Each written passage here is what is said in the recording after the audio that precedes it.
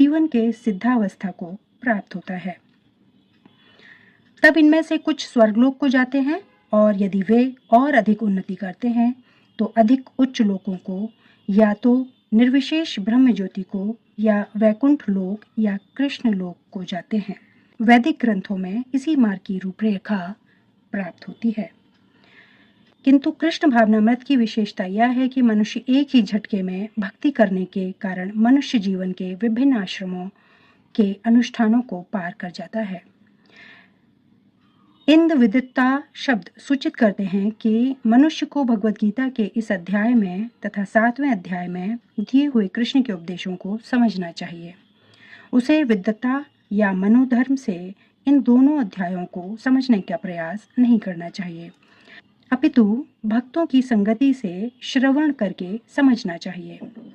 7वें से लेकर 12वें तक के अध्याय भगवत गीता के सार रूप हैं।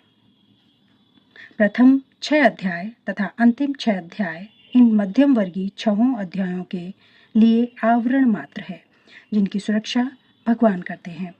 यदि कोई गीता के इन 6 अध्यायों को भक्त की संगति में भली भांति समझ लेता है तो उसका जीवन समस्त तपस्याओं, यज्ञों, दानों, चिंतनों को पार करके महिमा मंडित हो उठेगा, क्योंकि केवल कृष्ण भावनामृत के द्वारा उसे इतने कर्मों का फल प्राप्त हो जाता है।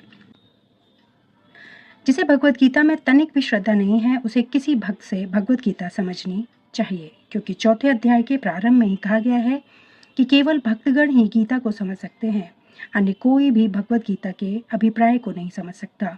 अतः मनुष्य को चाहिए कि वह किसी भक्त से भगवत गीता पढ़े, मनोधर्मियों से नहीं। यह श्रद्धा का सूचक है। जब भक्त की खोज की जाती है तो अंततः भक्त की संगति प्राप्त हो जाती है। उसी क्षण से भगवत गीता का वास्तविक अध्ययन तथा उसका ज्ञान प्रारंभ हो जाता है। भक्त की संगति से भक्ति आती है और भक्ति के कारण कृष्ण या ईश्वर तथा कृष्ण के कार्यकलापों, उनके रूप, नाम, लीलाओं आदि से संबंधित सारे भ्रम दूर हो जाते हैं। इस प्रकार भ्रमों के दूर हो जाने पर वह अपने अध्ययन में स्थिर हो जाता है। जब उसे भगवत गीता के अध्ययन में रस आने लगता है तो कृष्ण भावना भावित होने की अनुभूति होने लगती है। आगे बढ़ने पर वह कृष्ण के प्रेम में पूर्णतः अनुरक्त हो जाता है। यह जीवन की सर्वोच्च सिद्ध अवस्था है, जिससे भक्त कृष्ण के धाम गोलोक वृंदावन को प्राप्त होता है, जहाँ वह नित्य सुखी रहता है। इस प्रकार श्रीमद् भगवत गीता के 8वें अध्याय भगवत प्राप्ति का भक्ति वेदांत तात्पर्य पूर्ण हुआ।